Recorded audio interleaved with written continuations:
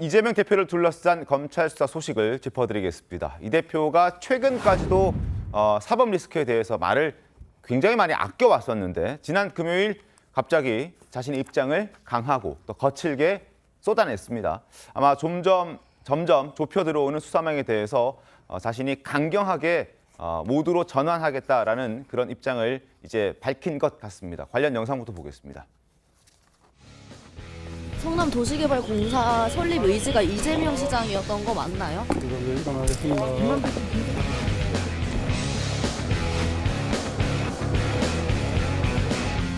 천화동의 1호 누구 거라고 보십니까?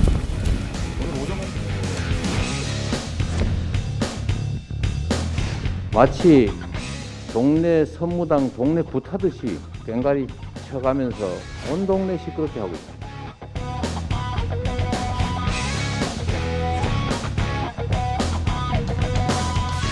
수사의 목적이 진실을 발견하는 것입니까?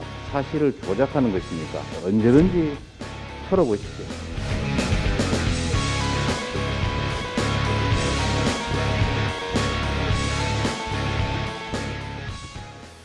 자, 관련해서 중앙일보 바로 보겠습니다.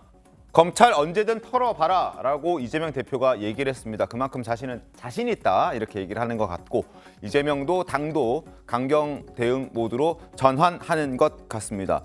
일단 이 대표가 입장을 낼 수 있을 것으로 예상되는 날짜는 취임 100일을 맞고 있는 그 전후가 될 것이라는 전망이 나오고 있습니다. 이 대표의 강공 전환, 취임 100일 다음 날인 5일을 전후해서 공식 표명될 가능성이 있다. 다음 주 5일이 이제 일주일 뒤에 월요일입니다. 그래서 그때 나올 가능성이 있다. 여러 가지 방식들이 있을 수 있습니다. 기자간담회라든지 아니면 당일 최고위원회 회의에 모두 발언 그리고 페이스북 메시지 등 여러 방식을 검토 중이라고 한다. 그러나 뭐가 됐든 간에 자신을 향한 수사에 하나하나 반박하는 형식이 될 것이다 라고 얘기를 하고 있습니다. 그럼에도 불구하고 민주당 내에서는 이러저러한 의견들이 있는데 다만 이 대표 특유의 돌파력이 사법 리스크 국면에서도 통할지는 미지수라는 의견도 있습니다. 이미 조홍천 의원을 포함해서 몇몇 의원들은 유감을 표명하지 않고 있는 이 대표를 압박했고 침묵하는 의원들조차도 이제 타이밍을 보면서 비판의 목소리를 쏟아낼 준비를 하고 있는 것 같다는 얘기들도 조금씩 들리고 있습니다. 자, 지난 금요일 강경 발언을 쏟아냈던 이 대표의 목소리를 조금 더 자세하게 직접 들려드리겠습니다. 내 계좌나 내 가족들의 계좌는 얼마든지 다 확인하라라고 공개 발언을 했고 이미 재산 신고도 명확하게 했고 출처도 분명하게 밝힌 것인데 이 연기도 적절히 해야지 이 연기 능력도 엉망인데다가 이런 식으로 계속 계좌를 털다 보면 계좌 다 달아 없어질 것 같습니다. 검찰이 수사를 해야지 쇼를 해서 해야 되겠습니까? 마치 동네 선무당 동네 굿하듯이 꽹가리 쳐가면서 온 동네 시끄럽게 하고 있습니다. 수사의 목적이 진실을 발견하는 것입니까? 사실을 조작하는 것입니까? 언제든지 털어보십시오. 취임 100일 전후가 아마 될 것이다라는 전망들이 나오는데 일단 만약에 그때 한다면 예상대로 그때 자신의 입장을 낸다면 어떤 메시지가 나올지 좀 궁금합니다. 어떻습니까? 저는 뭐 사과나 유감 메시지가 나올 것 같지 않아요. 왜냐하면 지금 발언했잖아요. 어저께 쇼하지 마라 했지 않습니까? 네. 쇼하지 말라는 얘기는 나는 그 쇼에 들러리 서지 않겠다는 얘기를 분명히 한 걸로 봐요. 그래서 네. 지금 뭐 당에서는 사실 이재명 대표의 사법 리스크가 지금 이재명 대표를 거의 목전까지 지금 향하고 있으니까 우리가 이렇게 당이 한 몸으로 가서는 안 된다. 출구 전략을 짜야 되고 플랜 B를 해야 되는 것 아니냐는 일각의 목소리가 나오는데 네. 저는 그것이 지금 민주당 내에 어찌 보면 현실적인 이유라고 보고 저는 이재명 대표가 그러니까 지금 국정조사를 여야가 합의했기 때문에 아마 내년 1월까지는 막 이른바 말하는 방탄국회가 될 수 있어요. 근데 1월 이후에 다시 그때 모든 사안에 대해서 구속 체포영장이 국회에 부의될 경우에는 갈 경우에 과연 이것이 민주당이 계속 거부할 수 있는 것인가? 지금 얼마 전 조선일보가 얘기했지만 대쌍성이라는 표현을 썼잖아요. 대장동, 쌍방울, 그다음에 성남FC. 네. 지금 이재명 대표가 58명 검사가 뭐 꽹가리 치듯 털고 있다는데 왜냐하면 너무 많기 때문에 그래요. 대쌍성 의혹에다가 그다음 백현동 개발 의혹 있죠. 그다음에 법인카드 이용 의혹 있죠. 네. 그렇게 소리가 날 수밖에 없는 구조예요. 너무 혐의가 많기 때문에. 그래서 이재명 대표 저렇게 이야기하는 거는 방탄국회 그 야당 탄압이라고 얘기하는 프레임은 짜기는 좋겠지만 설득력이 없다고 보고요. 다만 저는 이재명 대표가 어떤 식으로 지금이라도 내지 않으면 당의 균열은 지속화될 수밖에 없다. 약간 지금 분기점에 와 있는 상황이라고 저는 생각합니다. 입장을 안 낼 수는 없는데 네, 그렇죠. 내더라도 유감이라든지 뭐 사과의 메시지보다는 강력하게 얘기하는 걸 더 추구할 저는 그 것이다. 가능성에 더 무게를 싣습니다. 알겠습니다. 설전 변호사님 어떻습니까? 일단 100일을 앞두고 100일을 이제 앞두고 있는데 저는 어찌되었건 간에 100일 동안 지내오면서 가장 당 대표가 되면서 먼저 했던 말이 민생이었습니다. 네. 그런 점을 참 충실히 이행하려고 노력은 많이 했습니다만은 정부 여당에 어떠 보면 계속 협치를 요구했지만은 되지 않은 부분들은 참 아쉬움으로 많이 남는단 말을 할 것 같고요. 그래도 민주당으로서 할 수 있는 국회에서 할 수 있는 어떤 민생 정치를 하겠다고 말씀하실 것 같고 특히 최근에 뭐 이제 어저께도 페이스북에서 그런 얘기를 하시지만 노란봉투법 같은 경우에도 합법 파업 보장법으로 좀 명칭 변경을 하자라고 한다든지 그다음 최근에 화물연대 파업과 같은 부분에서 정부의 저는 어찌 보면 정부의 실책이라고 보고 있는데 지난 6월에 합의가 됐던 내용을 지금 뒤엎고 나서 지금 화물연대 파업이 이루어지고 있거든요. 그렇다고 한다면 이런 부분에서도 정치권에서 나서서 하실 수 있는 게 있습니다. 어차피 제도적으로 보완을 해야 되는 부분이 있고요. 그렇기 때문에 저는 이제 100일을 앞두고 이런 얘기를 하실 걸 보고 그다음에 수사와 관련해서는 저는 뭐 지금의 아직 저는 그렇습니다. 아침에 참 이렇게 방송국에 오면서 이 책임이라는 두 글자에 대해서 상당히 생각을 많이 하게 됐어요. 정치권에서는 책임을 져야 됩니다. 책임이 항상 져야 됩니다. 그렇지만은 지금 정부 여당, 특히 국민의힘과 윤석열 정부에서는 과연 이번에 10월 29일 발생한 이태원 참사로 인한 누군가도 아무도 책임을 지고 있지 않아요. 발생한 일에 대해서 책임지고 있지 않음에도 불구하고 지금 이재명 당대표에 대해서는 리스크라고 하는 어찌 보면 아직 판단되지 않은 거예요. 대법원에서 수사도 아직 초창기고요. 물론 되고 있는 것도 있습니다만은 저는 그런 면에서라면 지금 벌써부터 예를 들어서 이재명 당대표에 대해서 책임을 져라. 라고 얘기를 하는 것은 조금 너무 앞서가는 것은 아닌가 싶고요. 이 부분에 대해서는 이재명 당대표가 이제 앞으로 그 대응을 하겠지만은 지금 벌써 어떠한 책임론을 거론하기에는 조금 이른 감이 있다라고 생각합니다. 알겠습니다. 책임론을 거론하기에는 이른 감이 있다라고 설전 변호사께서 말씀해 주셨는데 지금 제가 소개해 드릴 신문은 그렇다면 더 앞서가는 내용일 수도 있습니다. 네. 한번 보시죠. 중앙일보인데 이재명 대표 부활하는 길은 무엇인가? 사퇴하라는 내용입니다. 사퇴하라는 내용. 내용을 좀 구체적으로 들여다보죠. 일단 지금 정치적 직권 남용, 횡령 뭐 이런 내용들이 있기 때문에 정당에게는 피해를 줘서는 안 된다. 이 대표는 개인 자격으로 수사를 받고 결백을 입증해야 한다. 대표직 사퇴도 극적인 반전의 승부수가 될 수 있다. 살아서 돌아온다면 날개를 달고 차기 대통령에게 다가서게 된다. 뭐 당연한 얘기죠. 그러나 그럴 가능성은 사실 좀 낮아 보이긴 합니다만 특권에 기대서 자신을 지키려는 것은 소인배의 허망한 시도다. 그 누구에게도 굽히지 않고 전력질주해왔던 과거 자신의 모습들을 좀 되돌아본다면 살고 죽는 것 스스로에게 달렸다. 승부사 이재명의 지혜로운 결단을 기대한다. 뭐 아주 좋게 써놓긴 했습니다만 좋은 내용은 결코 아닙니다. 그리고 이대로 갈 가능성도 굉장히 낮아 보이긴 합니다. 강선희 평론가.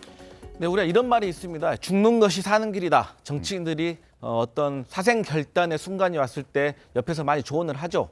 그런데 이 사설에서 말씀하신 것은 그런 뜻인 것 같은데 맞습니다. 하지만 아직은 이르다. 왜냐? 지금 민주당에서 어떤 분위기가 흐르고 있냐면 최초에는 이재명 그 사법 리스크 그리고 이재명 측근들의 구속으로 인해서 왜 우리가 이런 사람들까지 방어를 해야 되냐 네. 분위기가 있었습니다. 분명히. 하지만 최근 들어 검찰이 그 압박을 많이 하면서 이 사정 정국이 전방위적으로 펼쳐지면서 그 민주당에서는 어떤 분위기가 다시 반전으로 돌아가고 있냐면 이러다 우리 단일 대우가 깨지면 우리는 총선 때 필패한다. 이럴 때일수록 우리가 하나로 뭉쳐 있어야지 우리가 살 수 있다. 그러기 위해서는 원내에서 우리가 할 수 있는 카드를 가지고 최대한 투쟁하자라는 분위기가 있기 때문에 이런 분위기가 지도부에게도 연결이 될 것이고 네. 이러한 분위기를 가지고 아마 사생 결단의 어떤 의지로 나중에 사퇴하는 일까지는 벌어질 수 있겠지만 지금 당장은 좀 앞선 예측이다 그렇게 보고 있습니다. 일각에서는 단일 대우가 지금 조금씩 흐트러지고 있고 네. 균열이 생기고 있다라는 지적들이 많았는데 네네. 오히려 그런 지적들이 나오다 보니까 네. 똘똘 뭉치는 계기가 됐다 이런 말씀이신 거죠? 맞습니다. 알겠습니다. 김재섭 의원 어떻게 보십니까? 저는 그 단일 대우 굉장히 앞으로 험난할 거라고 생각이 됩니다. 네. 왜냐하면 이재명 대표를 향한 여러 가지 혐의들 가운데서 사실은 지금 이제 대장동 하나 이제 시작되는 거거든요. 앞으로 백현동 남아 있습니다. 성남 FC 사건 남아 있고요.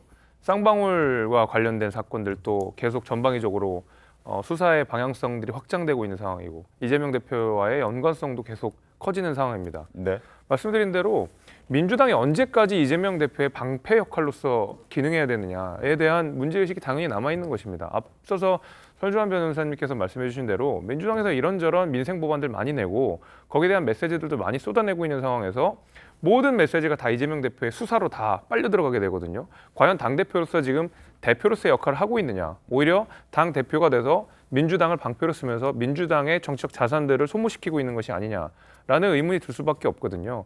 그럼 이제부터는 민주당에 있는 의원들은 앞으로 1년 4개월 뒤에 남은 총선의 모든 사고 회로 방식이 다 그쪽으로 가게 될 겁니다. 과연 이재명 대표 체제로 총선이 치러질 수 있느냐?